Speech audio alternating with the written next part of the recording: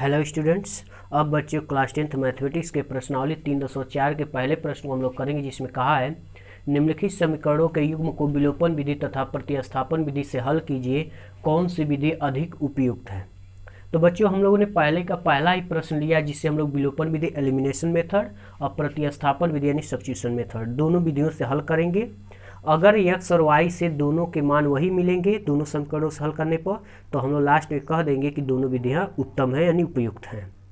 लेकिन बच्चों विलोपन विधि में आपको इसके चैप्टर के इंट्रो पार्ट में आप जाके देख सकते हैं, आपको बताया गया है, फिर भी आपको यहाँ पे बता दिया जा रहा है कि विलोपन विधि में आपको क्या करना है, किसी एक चर के गुणांक को बराबर करना है। यानी इसका चर का गुणांक क्या, कुछ नहीं तो 1, y का 1, यहाँ पर x का 2, यहाँ पे y का 3 है। या तो इसको 2 बना दीजिए या तो इसको 3 बना दीजिए। बात समझ में आ रहा होगा। तो हम लोग करेंगे क्या, किसी एक चर के समीकरण के दोनों में से किसी एक चर के गुणांक को बराबर कर लेंगे और उसके बाद जोड़ लेंगे या घटा लेंगे, तो हमको विलोपन विधि से x और y के मान प्राप्त हो जाएंगे। अब प्रतिस्थापन विधि में आपको क्या करना था, पीछे आप कर चुके, फिर भी आपको बता दिया जाए।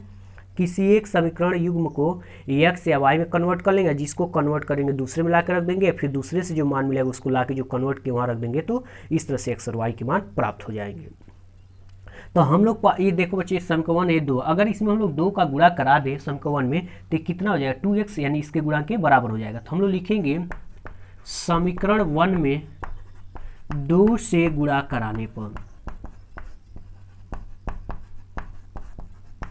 तो 2 से गुणा कराया जाएगा बच्चों। तो ये ध्यान रखो सभी के साथ होगा, तो इसके साथ होगा तो कितना 2x, इसके साथ होगा तो कितना 2i अपान दूना 10। ये मान लीजिए समीकरण नंबर 3 हुआ। अब समीकरण 2 को लाइए, वो क्या है 2x माइनस 3y बराबर 4, ये आपका 2।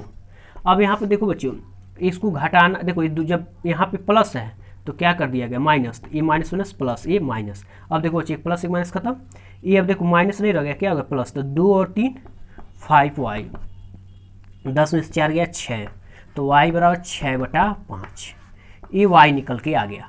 अब इस y को देखो बच्चों, चाहे समीकरण 1 में रखो, चाहे 2 में रखो, चाहे 3 में रखो, किसी में भी रखोगे तो आपका x मान मिल जाएगा। लेकिन आप वहाँ पे रखिए जहाँ से आपका कैलकुलेशन सबसे आसान हो। तो सबसे आसान कहाँ दिख रहा है, समीकरण 1 से। तो हम लोग लिखेंगे y का मान समीकरण 1 में रखने पर। तो अब देखो बच्चे, समीकरण 1 में रखा जाएगा तो x और y की जगह पर कितना 6/5, अब बराबर कितना है 5। तो x और ये प्लस इधर आएगा तो क्या हो जाएगा माइनस। अब देखो बच्चे, यहाँ एलसीएम लोगे तो इसका इसमें 5 × 25, 6 × 6/5।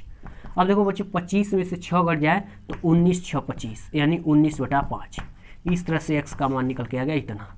अतः x आ गया 19/5 और y आ गया 6/5। अब देखो बच्चे, चेक करना सही है कि गलत है, तो इन दोनों मानों को x और y पे रखोगे तो कितना मिला चाहिए 5 मिला जाना चाहिए, और यहाँ पे रखोगे तो कितना मिल जाना 4। अभी हम लोग चेक करेंगे, पहले इसको देखो। अब प्रतिस्थापन विधि से है, तो मान लीजिए समीकरण 1 है, ये समीकरण 2 है। अब इसमें आपको क्या करना है, किसी एक समीकरण को x और y में बदलना है। तो हम लोग क्या करेंगे, इसी में से x को लिख दे, तो x माइनस 5y, ये देखो बच्चे प्लस इधर आ गया तो माइनस, ये मान ली 1 है। अब क्या किया जाए, x का मान समीकरण 2 में रखने पर, x का मान समीकरण 2 में रखने पर, तो 2x के जगह पर कितना 5 माइनस y माइनस 3y बराबर 4, 5 दूना 10 माइनस 2y माइनस 3y बराबर 4। अब 3 2 5y, एक प्लस इधर आ गया तो माइनस, तो कितना होगा -6। अब देखो बच्चों, भाग दे देंगे तो -6 और -5, दोनों माइनस में खत्म हो, कितना हो गया 6/5। अब इस y को क्या किया जाए, समीकरण 1 में रखा जाए जहाँ प्रतिस्थापित किया गया, तो y का मान समीकरण 1 में रखने पर, तो x हो रहा 5 माइनस y की जगह 6/5, तो फिर से वही 5 × 25 माइनस 6/5, फिर कितना 19/5, तो ये हो गया x और इतना। अतः x आ गया 19/5 और y आ गया 6/5। ठीक है, इस तरह से देख रहे बच्चों कि दोनों विधियों से जब हम हल कर रहे हैं तो हम लोगों को x और y के वही मान प्राप्त हो रहे हैं जो विलोपन विधि से और जो प्रतिस्थापन विधि से। तो नीचे लास्ट में आप कंक्लूजन में लिख सकते हैं निष्कर्ष में कि दोनों विधियां उपयुक्त हैं, दोनों विधियां उपयुक्त हैं। ठीक है, यानी दो विधियां हमारे लिए सही है। क्यों? क्योंकि दोनों विधियों से हमको वही x और y के चर के मान मिल रहे हैं जो विलोपन विधि से निकाले, जो प्रतिस्थापन विधि से। तो विलोपन विधि एक बार और ध्यान रखना बच्चों, आपको करना क्या है कि किसी एक चर x या y के गुणांक को बराबर कर लेना दोनों समीकरणों में से, उसके बाद जोड़ना या घटाना आप आसानी से कर लोगे। प्रतिस्थापन विधि में किसी एक समीकरण युग्म को x या y में कन्वर्ट कर लेना, जिसको कन्वर्ट करना दूसरे में ला के रख के हल करना है। इस तरह से हम लोग इसको मान प्राप्त कर लेंगे। इस तरह से बच्चे आप इस प्रश्नावली के पहले वाले के सभी प्रश्नों को यही करना है। आप सभी प्रश्नों को करिए, जो प्रश्न नहीं आता उसे कमेंट बॉक्स में बताइए, उसको बताया जाएगा। अब हम लोग क्वेश्चन नंबर 2 पे जाएंगे, न कि इसके, क्योंकि आपको सारे प्रश्नों को ऐसे ही करना, आप आसानी से कर लेंगे। नहीं आ रहा है तो आप कमेंट बॉक्स में करिए, आपको जरूर बताया जाएगा।